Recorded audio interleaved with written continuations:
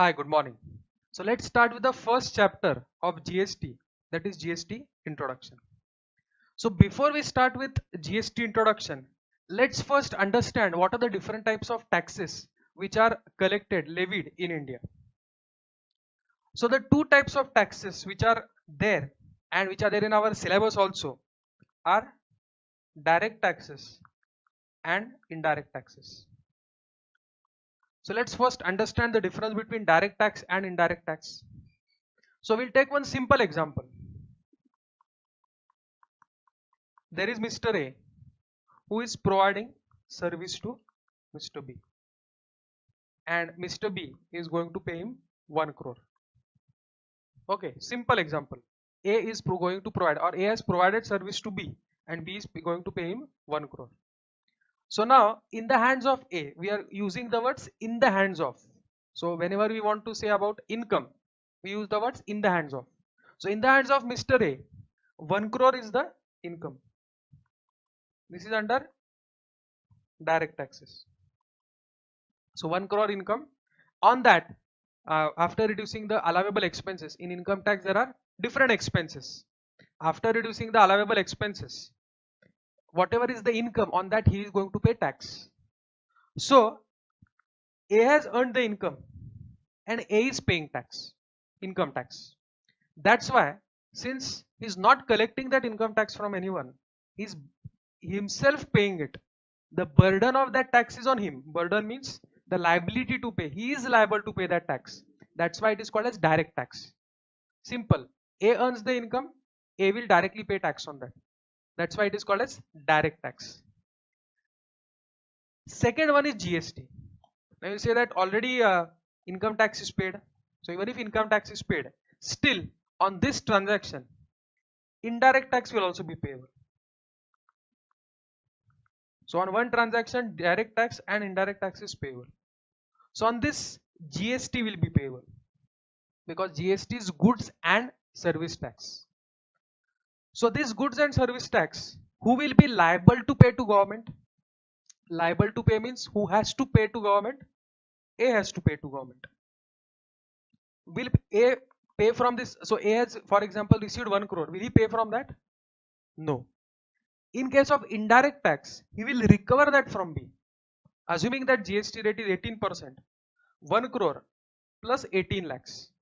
He will give an invoice of 1.18 lakhs, 1.18 crores to B. Then B will pay 1.18 crores, and out of that 18 lakhs will be deposited with government. That is for GST, indirect tax. So why GST is called as indirect tax? Is because this tax is not borne by, it is not, the burden is not on A. He recovers from someone and pays. So here it is indirect tax because A is recovering and paying. So what are the examples of direct taxes? Income tax can be one of the examples. What are the examples of indirect taxes? GST is there, customs is there. Then on few products there is excise, VAT, value added tax, CST, like that. So I hope you have understood the difference between direct tax and indirect tax. Direct tax, the person who earns the income, he himself bears, whereas indirect tax is borne by some other person. It is recovered and paid. Let's first understand what are the different features of indirect taxes. And now since we are starting with GST, each feature we will link to GST only. Let's check out what are the different features. First is important source of revenue. Now, what do you mean by revenue? For a chartered accountant, what will be his revenue? Revenue means income. It will be his whatever client pays him. Similarly, taxes are income of government. So now government means central government, state government. Income tax is collected by central government only. State government does not charge any income tax. For example, if you are staying in the state of Kerala, Kerala government is not collecting income tax. So if you are paying any income tax, it directly goes to the central government. Indirect taxes, some of them are for central government, some of them are for state government. Today we are going to discuss that only. So whatever tax is collected by central government or state government is their income. So what do you think? Which tax will be more? Direct tax or indirect tax? So uh, speaking about the numbers, indirect tax collection is more as compared to direct tax. Why? Because it is just a human tendency. See, if I have earned an income and I have to pay tax out of that, if I have earned income of 1 crore, for example, and I have to pay tax out of that, then I will try to find out ways of avoiding that tax. Whereas if it is indirect tax, I am providing you service, then I will be collecting tax from you and paying to government. So in this case, there is a less probability, there is a less chance that I will avoid tax. Why? Because from my point of view, I have to just collect and pay. So indirect taxes are more, means the collection, the amount of taxes paid by people are more in case of indirect taxes than in direct taxes. So for government, indirect taxes are a very important source of revenue. Important. So tax is their income of the government. So it is an important source of revenue. Second, okay, this is second. Wider tax base. Now for that, I will give you example of 4 different persons. There is Mr. A,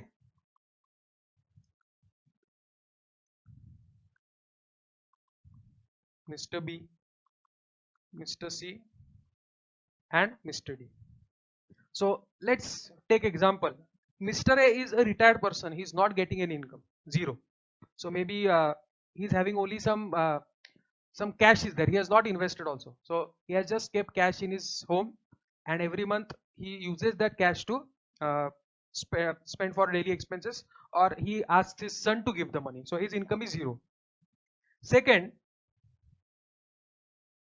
Mr. B's income is 10 lakhs, means his salary is 10 lakhs. He is not getting anything, he has not made any investment, so he has to pay tax on 10 lakhs.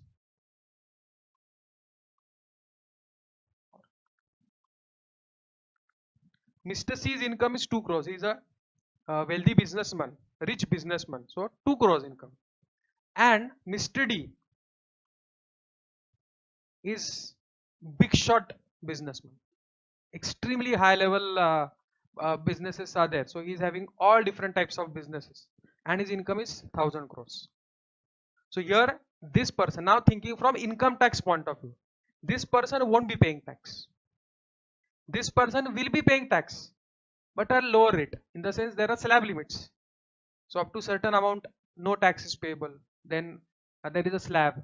So there are different slabs. So effectively this person will be paying lesser income tax. We are talking of income tax point of view. This person will be paying income tax. But if you have done income tax, then there are different surcharges. He won't be taxed at the highest surcharge rate. He'll be taxed at lower surcharge rate. But he will be paying tax. And he will be paying tax at the highest rate because huge income. So here, if the income is less, you are paying less income tax.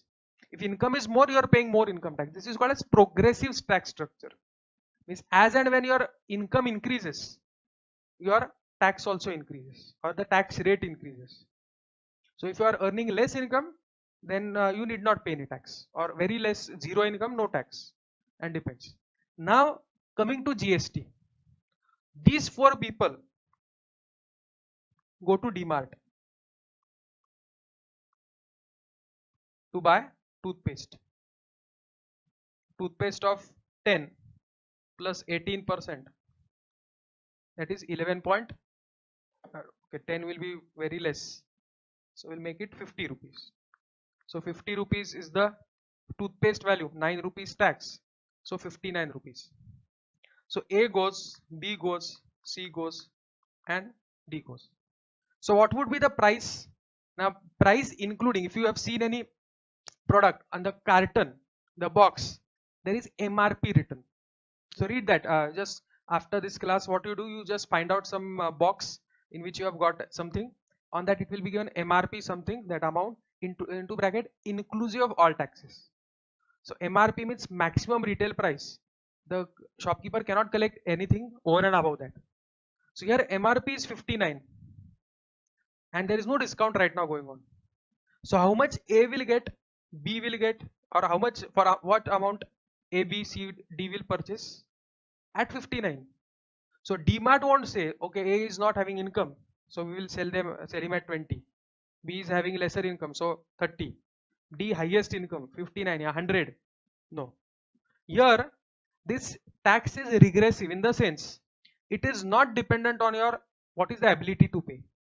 So D is also able to pay 59. A is also able to maybe since it is 59, it's fine. It can be afforded by anyone. But if it is for 10,000, then if A wants to purchase, still tax will be on 10,000, and D wants to purchase, still it will be on 10,000 only. Due to that, what happens? There is a wider tax base. So even if the person is poor or rich, even if the buyer is poor or rich, same tax will apply to him. And anyways, DMart, what it will do? It will collect 59 rupees from A, B, C, D, pay 9 rupees to government. So it is just acting as a mediator, agent between the buyer and the department. So this tax, since it is levied on every transaction, so nowadays whatever you purchase, goods, services, on that almost every service, every commodity, there is GST. We don't feel it because it is not given separately. But if it is given separately on the package, then you will feel, I am also paying GST. So wider tax base because GST is levied on almost every goods and services. Then tax on commodities and services. It is on GST, goods and service tax means it is on goods also and it is on services also. Then fourth, promote social welfare by taxing harmful products such as alcoholic products, tobacco products, etc. Now GST is not levied on alcohol. So for alcohol there is a separate provision which we are going to do. So let's say we'll restrict this discussion only up to for indirect taxes. Which indirect tax, that we'll study later. Now if the government wants that people should refrain, they should avoid drinking alcohol, they should not consume tobacco, then if government cannot go and catch every person and say no, we are going to put you in jail, that's not possible. So what is done in that case? The taxes are increased. So once the taxes are increased, the cost of that product becomes higher. So if it is for 20, for example 20, and the taxes are becoming taxes are 100%, so 20 plus 20, 40. So since the price increases, people may say that okay, instead of some who are addict will say no, I want. But some who are saying that no, instead of 2 bottles, I'll have only 1 bottle a month. So it reduces the consumption and it promotes social welfare. So this indirect taxes is a method of promoting social welfare also. Then shifting of burden.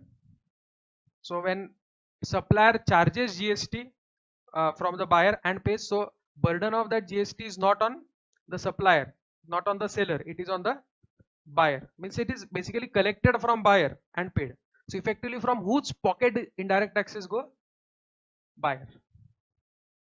No perception of direct pinch. Now when you go to DMart, you will purchase for how much? You will purchase the toothpaste for 59. You won't feel, oh, in 59 9 rupees I am paying as GST. No, we will say okay, 59, take this, no, and finish it off. But if it is income tax and you are calculating, then you will say, oh, this is this much, this is higher, so we'll just try to do some adjustment so that this tax can be reduced. So in case of income tax, you can feel the pinch because you are paying out of your income.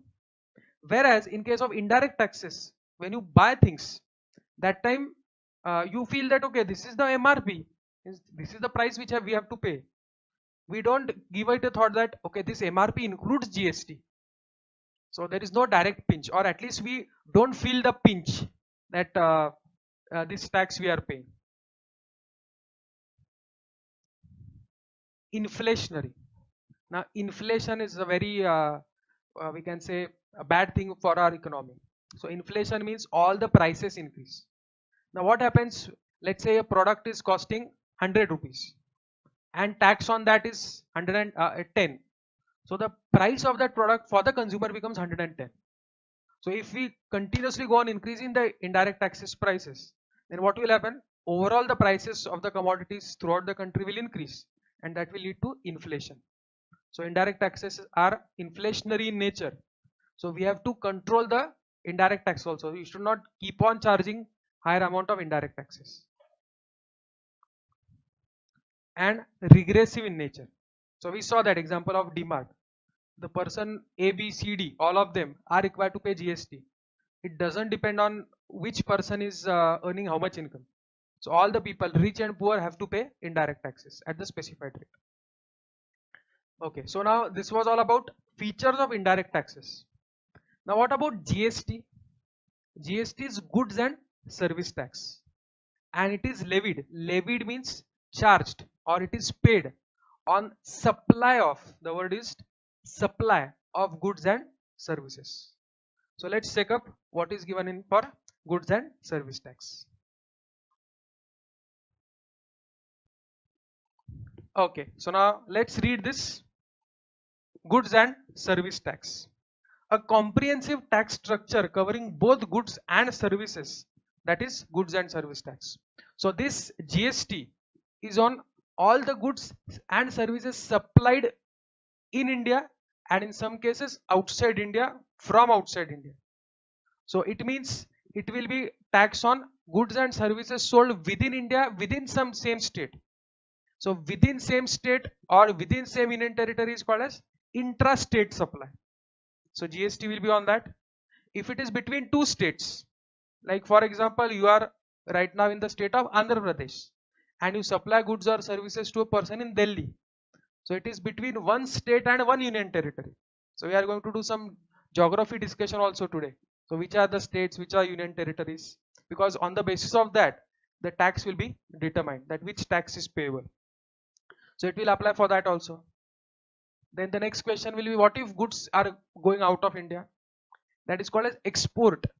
So if goods are and services are exported, will there be GST? There are two options in that case, and they are called as zero rated supply, which means we want to promote exports. So GST on that is nil, but it is not directly nil. You will get some refund in that case. And when you get goods and services from outside India, on that also there will be GST in certain cases. So that import is also called, that is called as goods, getting goods into India is import. So there are four supplies: intrastate, interstate, export and imports. So all four are covered under GST. So we are going to do that also. There is a simultaneous introduction of GST at both central and state levels. So we have studied, we have just seen one example, that excise duty was paid to the central government. VAT went to the state government. So what every government will try to do, they will try to generate the revenue of excise. They will, central government will say that okay, we want excise more. In case of state government, they will say okay, we want VAT more, and they will try to increase the rates. Now once the GST has been introduced, now there is only one GST. So if you see, if you go to a restaurant and you see the bill, on that you might have seen that there are two rates, CGST and SGST. So CGST means that, see, you are not, if you are that restaurant owner, you are not going to collect that tax separately. So if the tax rate is 18%, you will collect 18% only. Half of that you will pay to central government and half of that you will pay to state government. In the GST return, you need not actually pay it separately. In the GST return itself, there will be a we can say format through which you can pay in the challan. So there is no concept that okay, this tax is only for central government, this tax is only for state government. No, whatever tax you collect, that is GST you collect, half of that is the revenue of state government and half of central government. That is called as dual GST. So on a product, if the GST rate is 28%, then 14% will go to state and 14% will go to central government. It would integrate taxes on goods and services for the purpose of set off relief and will ensure that the cascading effect of SENVAT and service tax are removed. So tomorrow when we do input tax credit, that time I'll explain you again what is this cascading effect.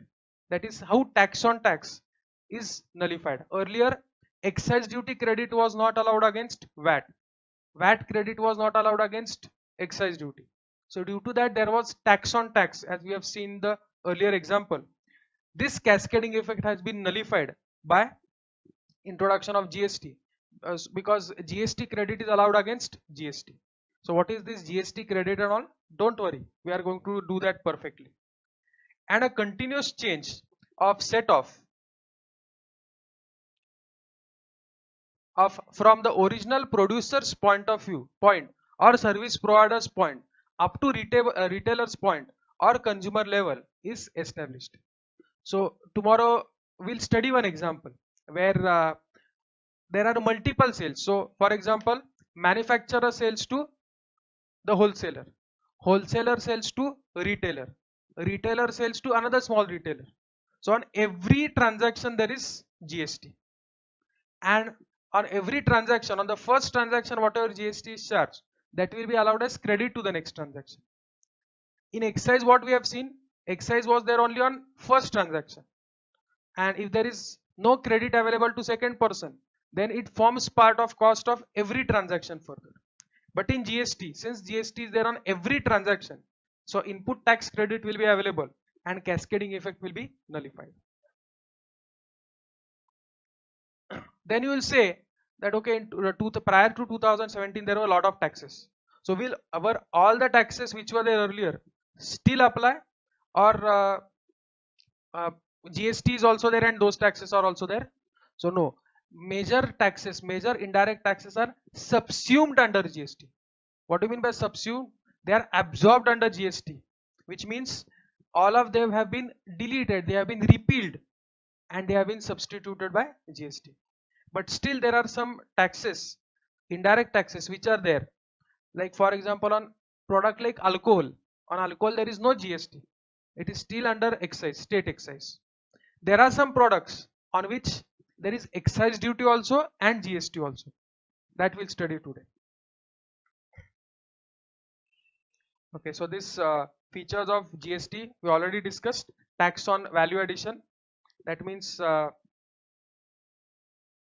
I'll give you one example which I told you about, that producer means manufacturer, wholesaler, retailer and consumer. We'll take one example.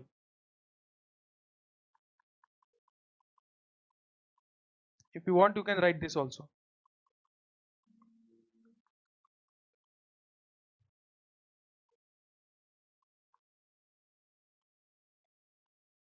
So Mr. A is the manufacturer, means he is manufacturing those goods. Mr. B is the wholesaler.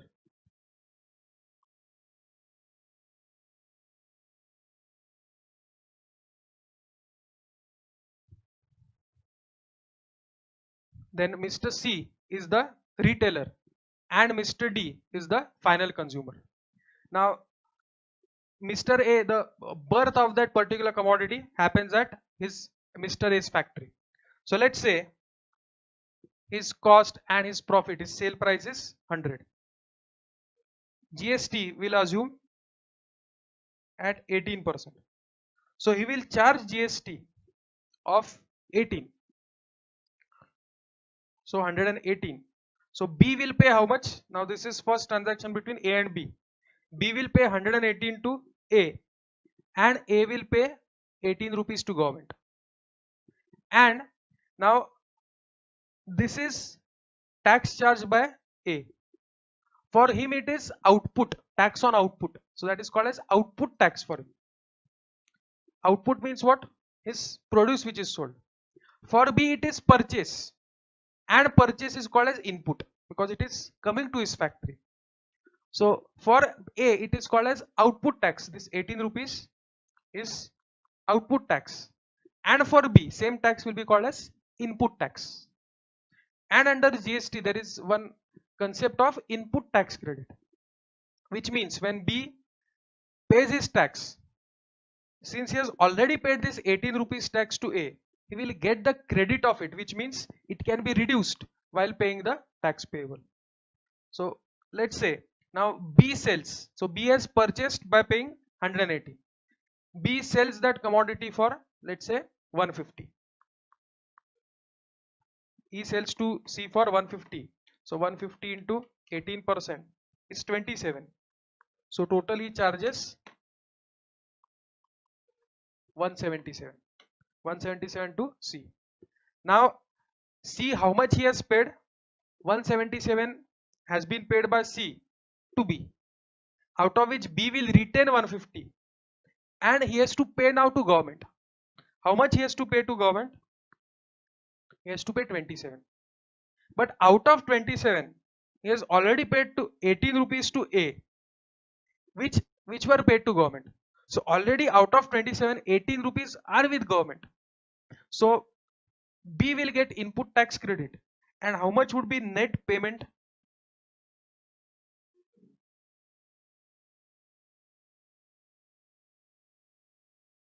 So 27 minus 18.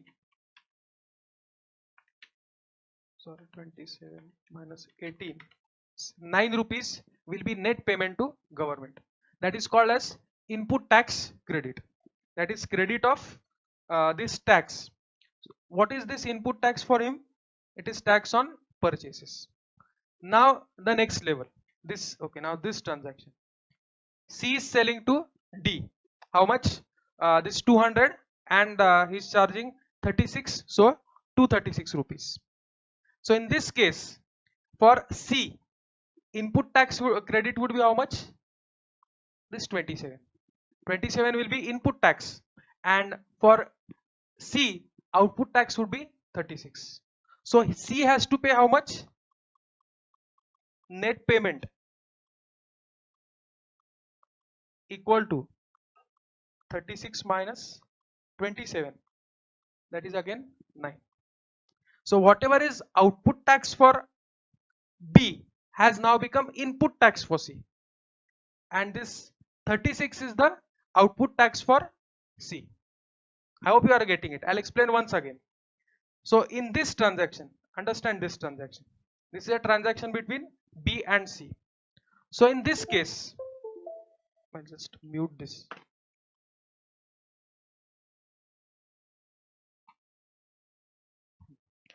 In case of transaction between B and C, for B, how much was the output tax? 27 was the output tax. And for C, it became input tax.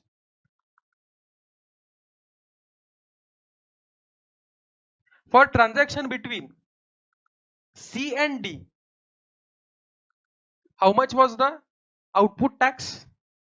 It was 36. And input tax in that case for C is 27. So input tax credit is allowed to C, and the net payment would be 9. So like that, at every level, there will be input tax credit allowed. But now Mr. D is a consumer. Consumer means, let's say this is a product which is toothpaste. So D is the consumer, final consumer. He is not selling it further. So for him, the cost would be 236 only. He won't be getting input tax credit because this commodity is using for his personal consumption. So on every level, manufacturer to wholesaler, wholesaler to retailer, at every level there is GST. So that's why at every level you are getting input tax credit, and so the cost gets reduced. If this input tax credit was not allowed, then what would happen? So see this, every person is charging only 50 rupees as profit margin. If this input tax credit was not allowed, then cost to B would become 118. So 118 plus 50, that would become the his selling price, and then on that he will charge GST. Then again, so 118 plus, so I'll take on calculator, 118 plus 50, 168. On that he will charge GST at 18%. So that his price becomes 198. Then on 198, when B sells to C, okay, so that is 198, that is cost to C. Then C will charge his 50 rupees profit and GST on that. So the cost increases. So here, what is the advantage of GST? since you are getting input tax credit, the cost is reduced. So tomorrow again when we do input tax credit provisions in detail, I'll again explain this concept. This is only the basic discussion.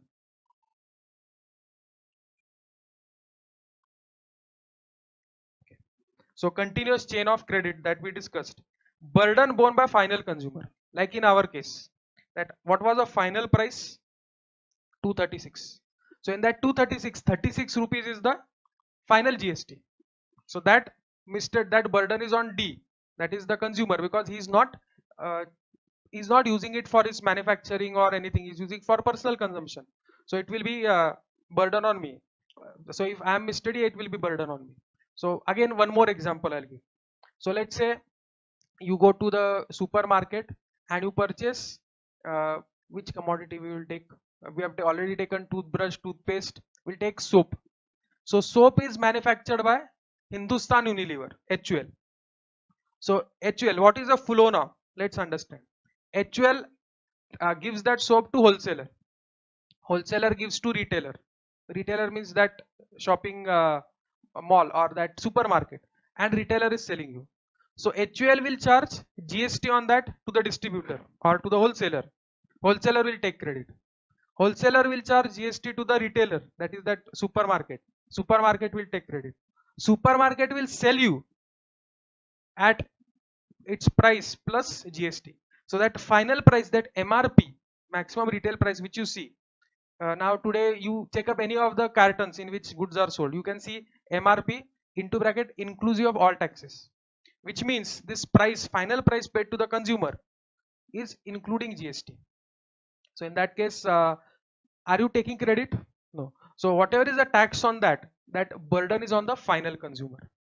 So that's the advantage of GST, that every stage is not taxed, even if every stage is taxed, it is they are getting the input tax credit, but the final burden is on the consumer. So the burden of tax is on the consumer. Okay, constitutional amendment. So prior to GST, we studied that there are different taxes.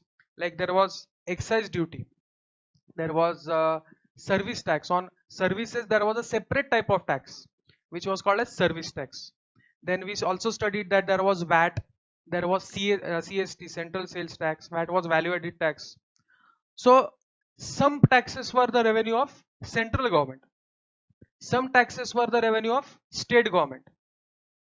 So central government, state government. But now when GST came into picture, so I'll just give you a brief idea that which government was earning which revenue. So excise duty went to central government. Then VAT went to state government.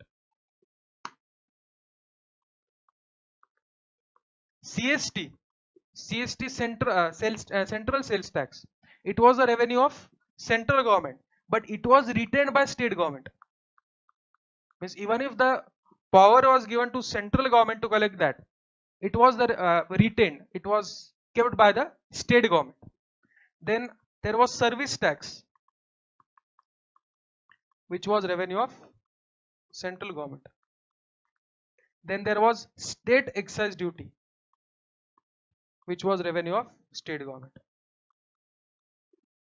Now when GST was, so this was, see, whenever you want to levy any tax, so that tax will be levied only if the constitution gives the power. So what power was given to central government? Central government could collect excise duty, it could collect service tax, it could, so the power to collect was given to the to collect CST was given to the central government, but it was retained by state government. So Constitution of India gave these powers. But now once GST was introduced, which subsumed these taxes, we followed dual GST, which means half of the revenue, half of the GST will go to the central government and half of the GST will go to the state government. So now see, on a particular transaction, if earlier excise duty was levied, it 100% of that excise duty went to central government. But now on the same transaction, if VAT is to be, GST is to be charged, then half has to go to central government and half has to go to state government. So now central government has to lose half of its revenue. State government will get half of its revenue. VAT 100% was the revenue of state government. Now, since it has been subsumed, half of that will go to the central government, half will go to the state government. So constitution is not allowing that. Constitution was allowing only central government to collect these specific taxes, state government to collect these specific taxes. So there was a need that constitution had to be changed. So only parliament, Lok Sabha and Rajya Sabha, they have the power to change the constitution, and there was a constitutional amendment. Like we have amendments in income tax. Amendment means what? Changes. So there was a change in Constitution of India. And why the change was required? Because to get all the taxes under the same roof, to give the power to central government and state government to charge the taxes. So let's check up what is the provision of constitutional amendment. Constitutional provisions had given separate powers for center and state to impose taxes, like we discussed earlier. Central government levied excise duty on all goods and goods were manufactured and produced in India. Then state levied VAT once the goods are sold. Then services were exclusively taxed by the central government, like we did service tax. Then there were state specific levies, means these taxes were levied only by states. So what were those taxes? Like entry tax. If you know that there was a tax called as LBT, local body tax, that was by local government. Then entertainment tax, lottery tax, then betting tax. So this was revenue of state government. Then with respect to goods imported into India, when you import goods, there was customs duty, basic customs duty and additional duty with applicable cess. So there were multiple taxes. To bring all the taxes under the same roof, what was required? It was required that the constitution should be amended, and that's why constitution 101 amendment 101st Amendment Act 2016 was enacted on 8th September 2016. So different articles were amended, some were added. So like Article 246A was added in the constitution, which gave power to make laws relating to GST. Then Article 269A was added to levy GST on interstate supply. Interstate supply means between two states. So if supplier is in Maharashtra and recipient is in Goa, that is interstate supply. So on that there is a specific tax. So that tax will be levied as per Article 269A. Then Article 270 was distribution of GST between center and states.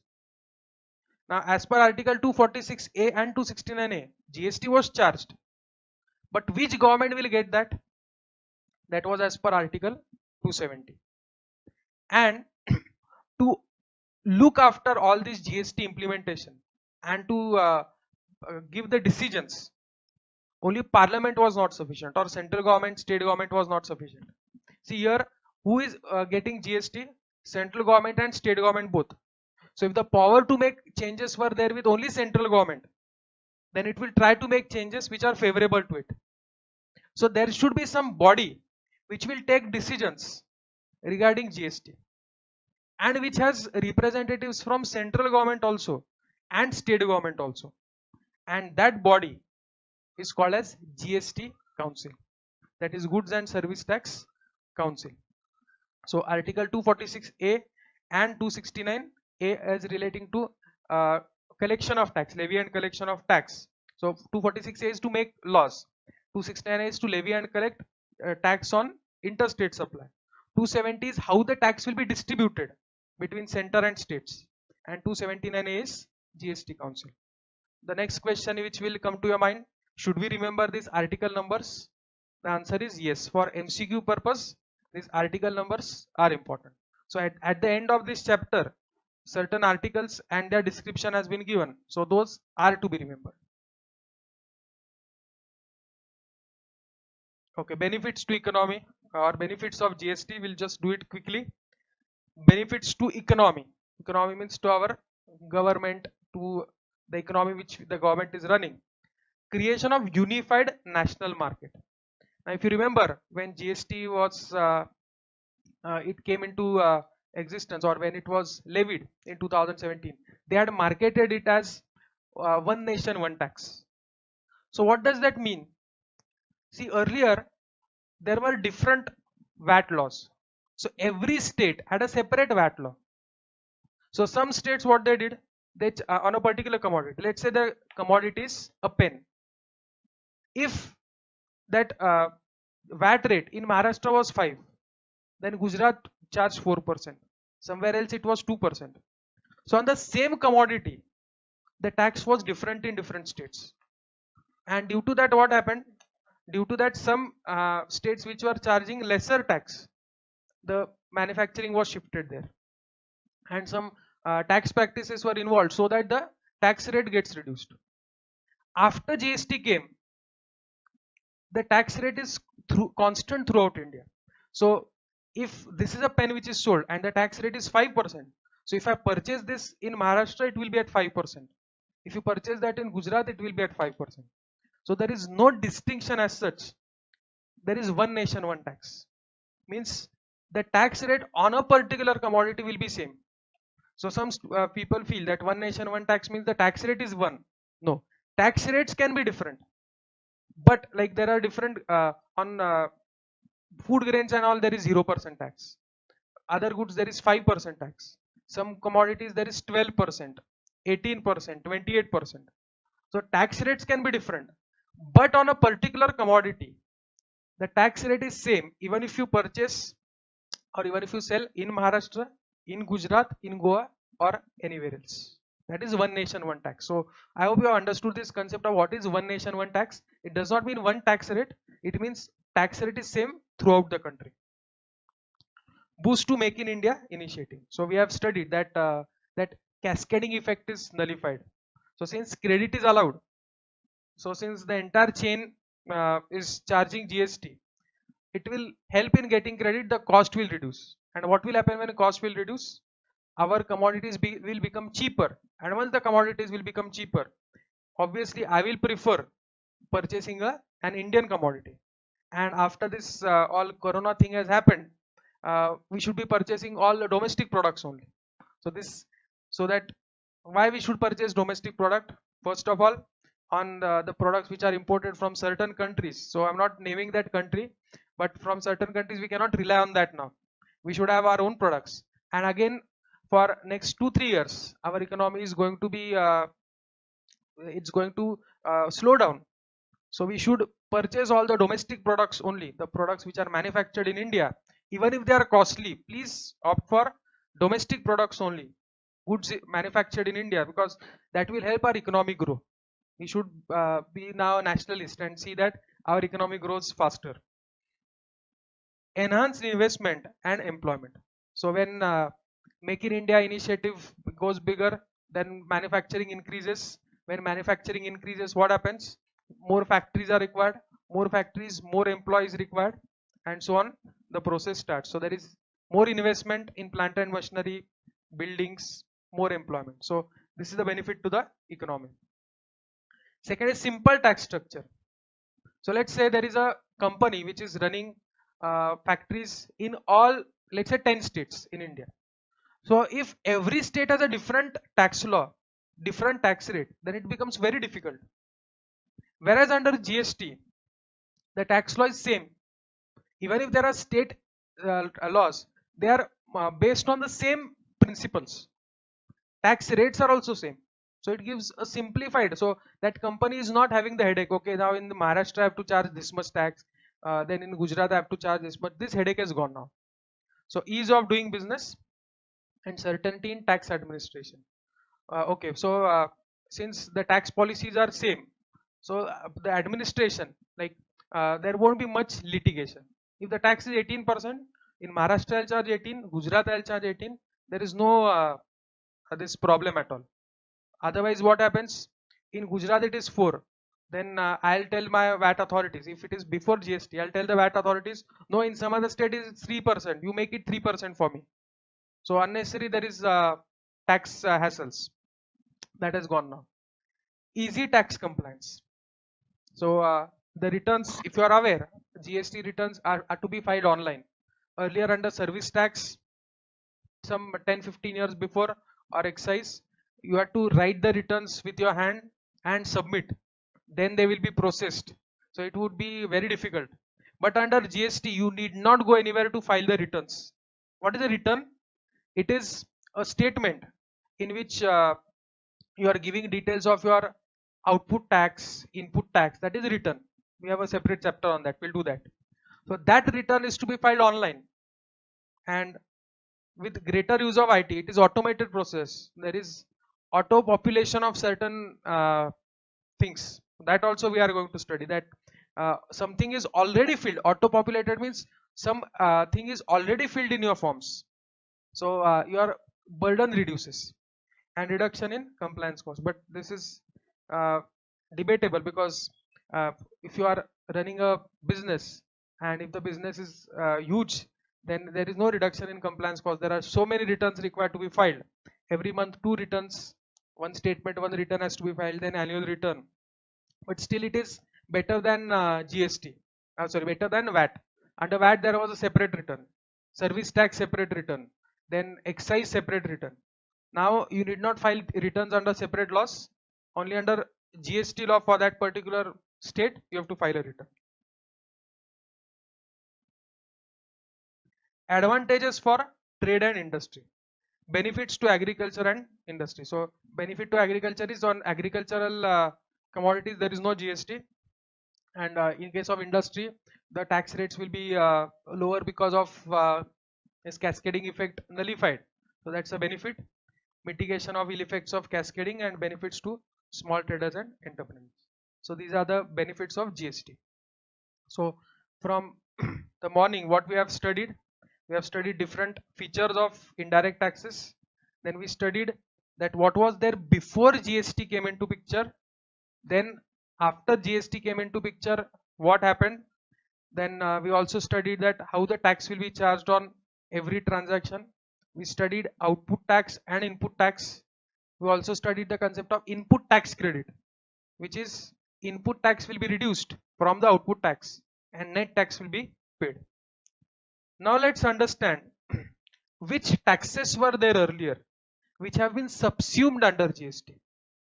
So what do you mean by subsumed under GST? These taxes are no longer payable, and now GST is payable in place. So GST has replaced these taxes. So which are those? Central taxes, means this was revenue of central government. So these taxes 100% went to central government.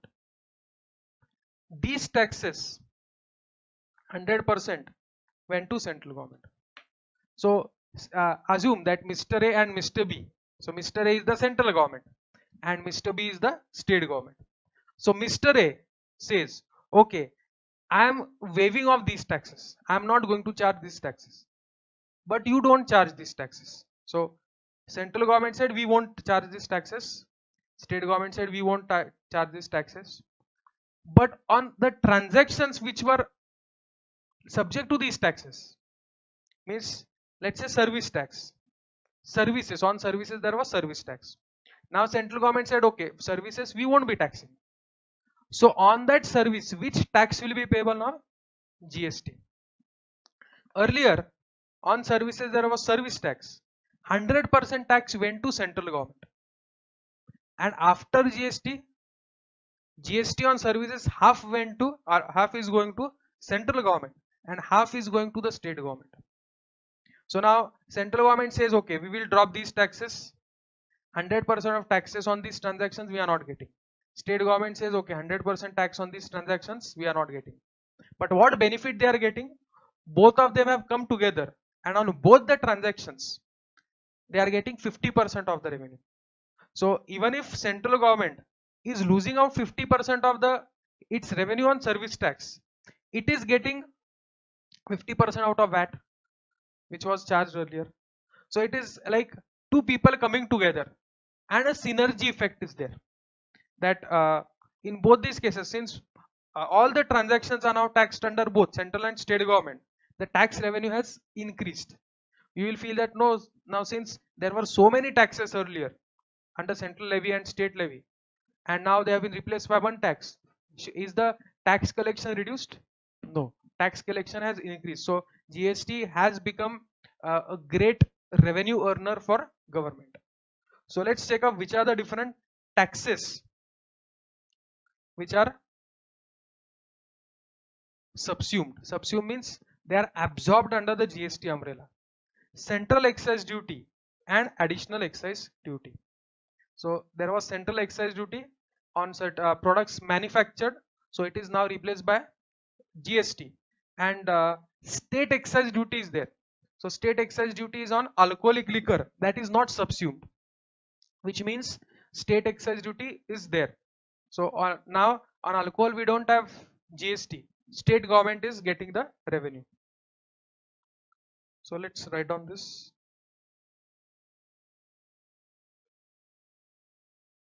One by one.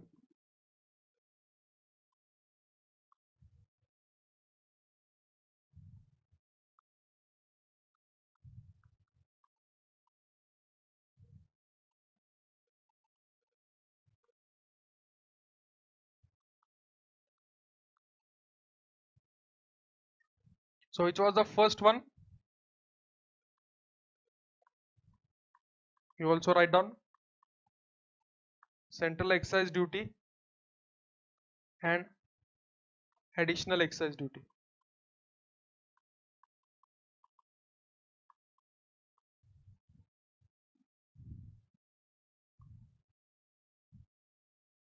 And you can make a star mark and write on the top of the page, state excise duty is not subsumed, which means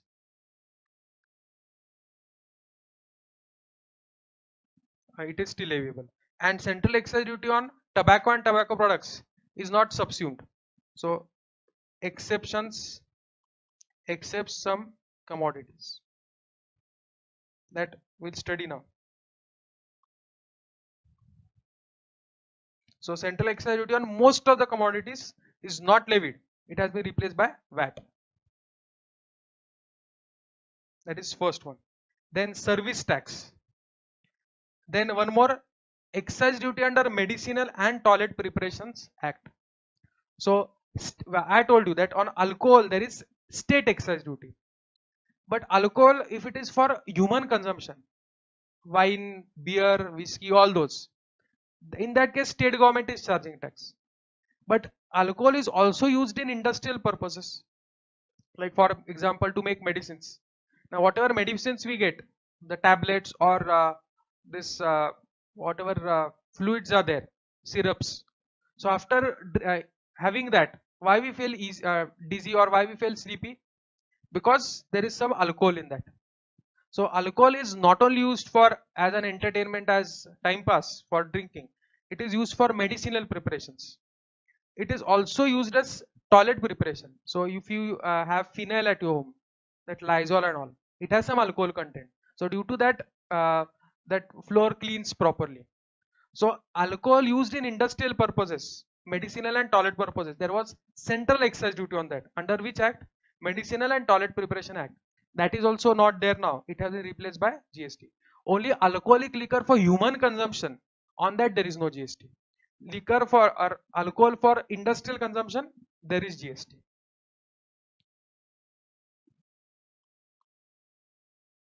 Service tax, then excise duty,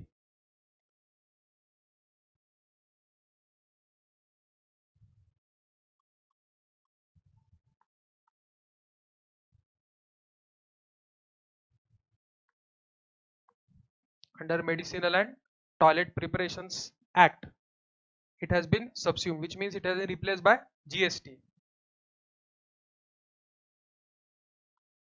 Then there is CVD and special CVD. So this was relating to excise. This was relating to customs. So whenever you import goods, at that time countervailing duty, which was equal to excise duty in India, and special CVD, which was equal to VAT in India, was collected in addition. Now since excise and VAT are no longer there, this CVD and special CVD is not there, and it has been replaced by integrated tax, IGST on imports, that we'll study later. So CVD and special CVD has been subsumed.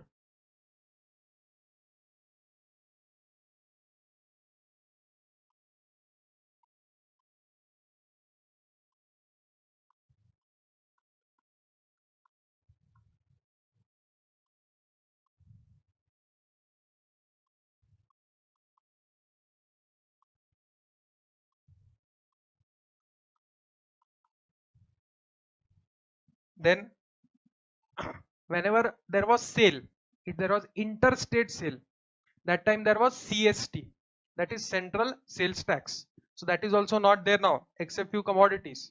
So other than the few commodities we have GST. So central sales tax, CST.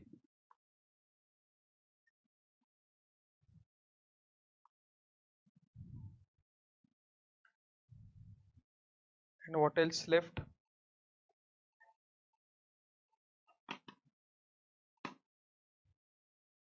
Surcharges and cess insofar as they relate to supply of goods and services. So there were some surcharges, cess, they have also been subsumed. That will write later. Then state levies to be subsumed. State surcharge and cess insofar as they relate to supply of goods and services. So surcharge and cess, which were either collected by central government or state government, have been subsumed. This is not income tax related surcharge. These are surcharges relating to indirect taxes. Next one is important, entertainment tax. Now this entertainment tax is collected where? Have you seen the entertainment tax collected from you?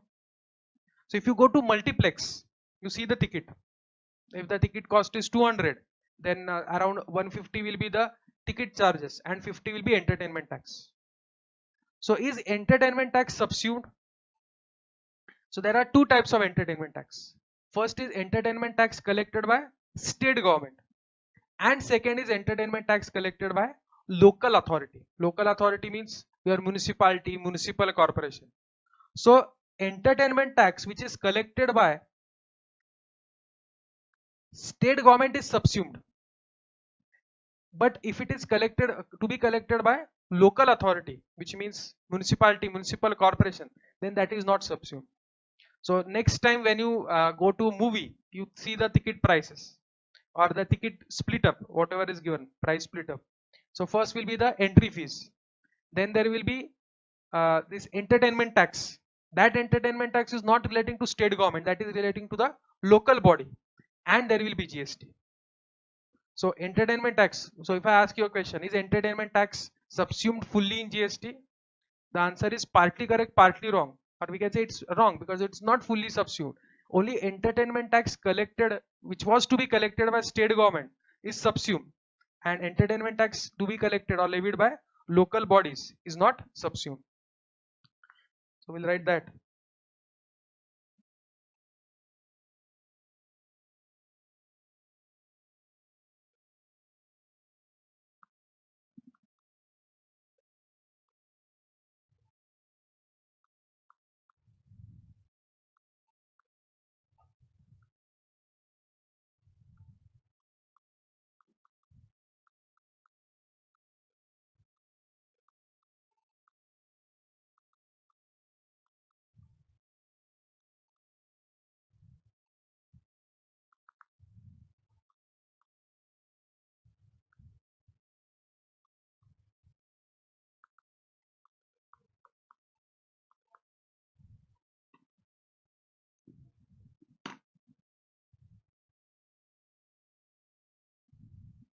Done.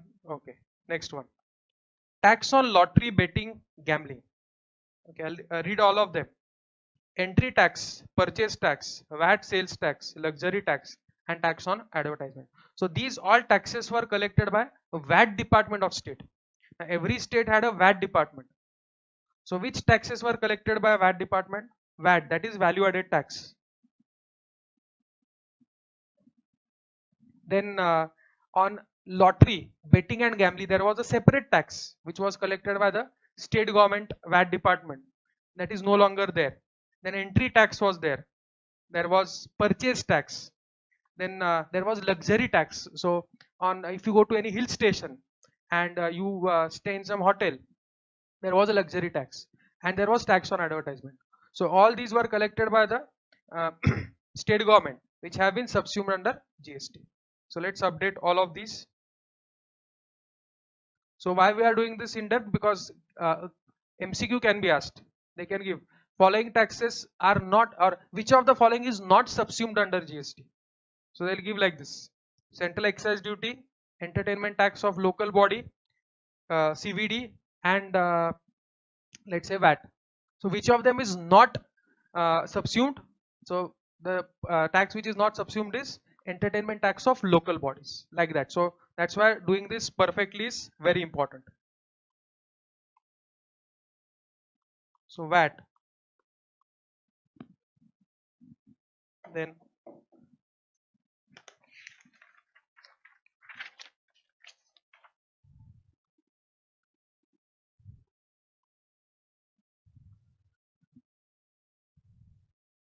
tax on lottery betting and gambling,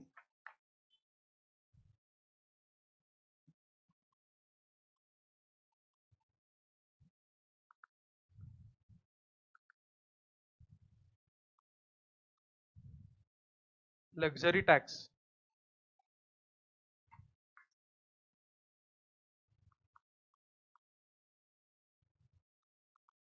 and tax on advertisement. They cover entry tax and purchase tax.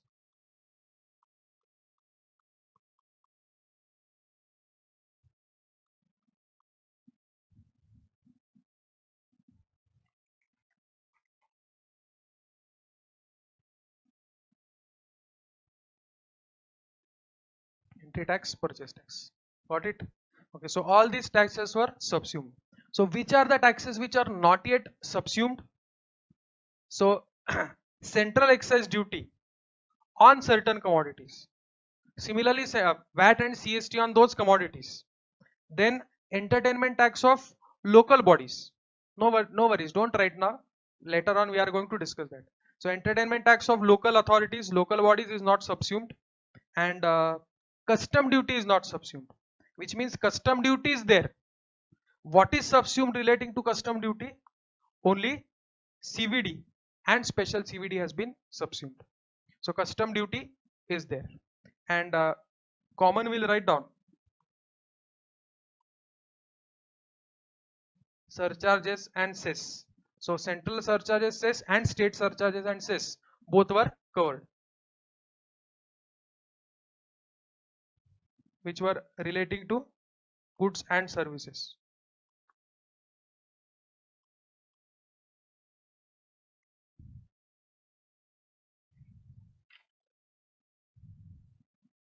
I hope you have understood up till here. So this was the basic discussion. Now something which we have already done, let's do it once again. Dual GST model. I'll again give the same explanation. There was A, which is central government. Central government says I won't collect these taxes. So if let's say the tax is service tax. Earlier 100% of service tax went to central government. So central government is not charging that tax. It tells state government, since I am not charging service tax, you also don't charge certain taxes. So certain taxes central government won't charge, certain taxes state government won't charge, and together they will come and they will charge one tax, which is GST. And how the GST, who each government will get the revenue? Half of the revenue will go to the central government and half will go to the state government, and this is called as dual GST model. So do we have two GST? No, the tax will be one only. Like tax rate will be one, 18%. But out of that, 9% will go to the central government, 9% will go to the state government. India has adopted a dual GST which will be imposed, or it is obviously imposed now. concurrently by center and state. That is, center and states will simultaneously tax goods and services. Does that mean that I have to pay tax separately? No. So when I'm filing return or when I'm paying tax, in one return or in one challan only, taxes relating to state government and central government would be paid. So from the point of view of the person, that taxpayer, there won't be any separate provisions or separate payment provisions required. Center will have the power to tax intra-state sales, and center states will be empowered to tax services. So earlier intra-state sales were under VAT, which means state government. Services were under central government. Now both have got the powers.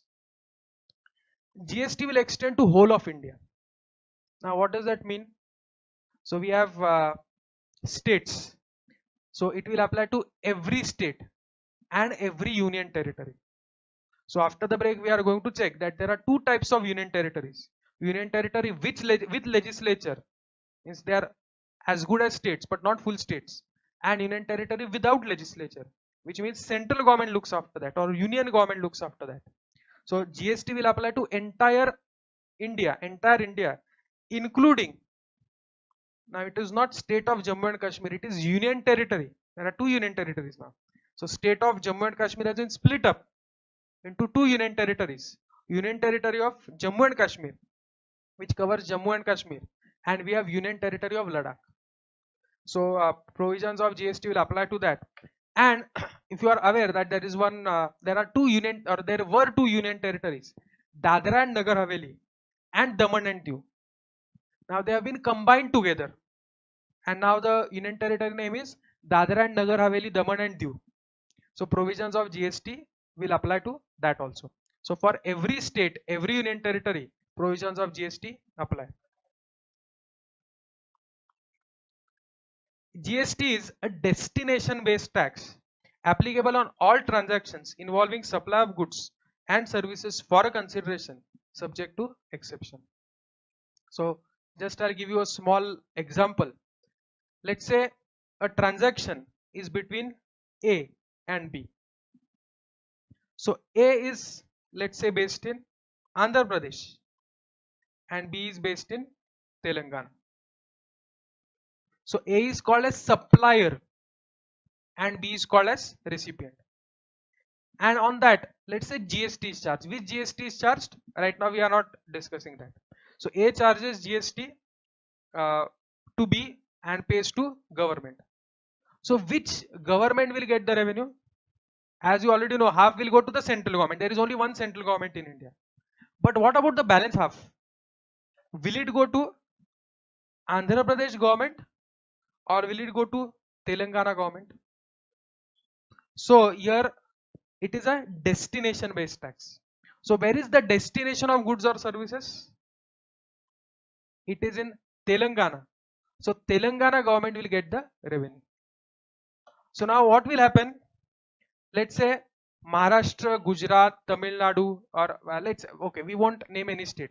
There is state X which is manufacturing and it is selling goods, and there is state Y in India which is underdeveloped.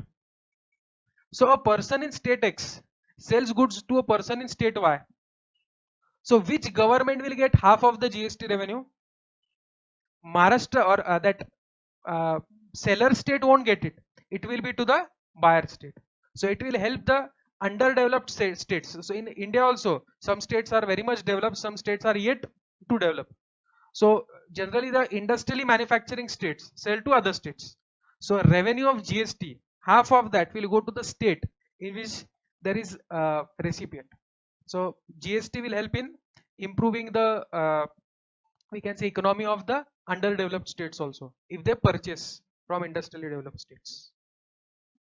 Understood this? This was all about GST dual model. So now before we take the break, I'll give you time. You can ask me the queries. If you have any query on this, you can ask me, and if there is no query, then we can take break.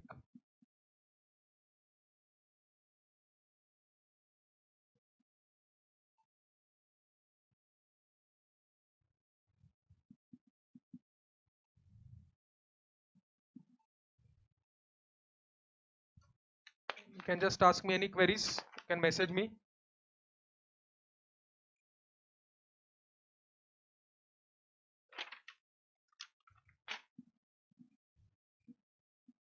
Okay, we have got a very good query. Is stamp duty registration fee subsumed? So have we studied here stamp duty registration fee? No, not given. So it means anything other than this: income tax, stamp duty, stamp duties, registration fees when you sell immovable property. So that is not subsumed here. So it means that will apply. So it's not that every tax in India is subsumed. Only whatever is given here has been subsumed. Understood this? Now we'll take break.